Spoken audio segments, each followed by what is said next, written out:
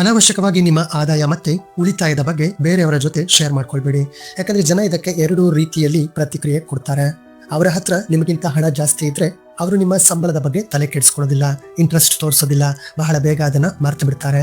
ಒಂದು ವೇಳೆ ಅವರ ಹತ್ರ ನಿಮಗಿಂತ ಕಡಿಮೆ ಹಣ ಇದ್ರೆ ನಿಮ್ ಬಗ್ಗೆ ಅಸೂಯೆ ಪಡ್ತಾರೆ.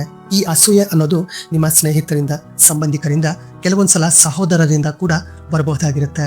ಈ ಅಸೂಯೆ 3 ನೆಗೆಟಿವ್ ಎಫೆಕ್ಟ್ಗಳಿಗೆ ಕಾರಣ ಆಗುತ್ತೆ. ನಂಬರ್ 1, ನಕಲಿ ಸಂಬಂಧಗಳು ಅಥವಾ ಫೇಕ್ ರಿಲೇಶನ್ಶಿಪ್. ಒಂದಷ್ಟು ಜನ ನಿಮ್ಮ ಹತ್ರ ಇರೋ ಹಣಕ್ಕೋಸ್ಕರ ನಿಮ್ಮ ಸಂಪರ್ಕದಲ್ಲಿ ಇರ್ತಾರೆ ಹೊರತು ನಿಮ್ಮ ಸಂತೋಷಕ್ಕೆ ಶುಭ ಹಾರೈಸೋದಕ್ಕೆ ಖಂಡಿತ ಅಲ್ಲ. ನಂಬರ್ 2, ನಿಮ್ಮ ಸಾಧನೆಯನ್ನ ಕಡೆಗಣಿಸೋದು.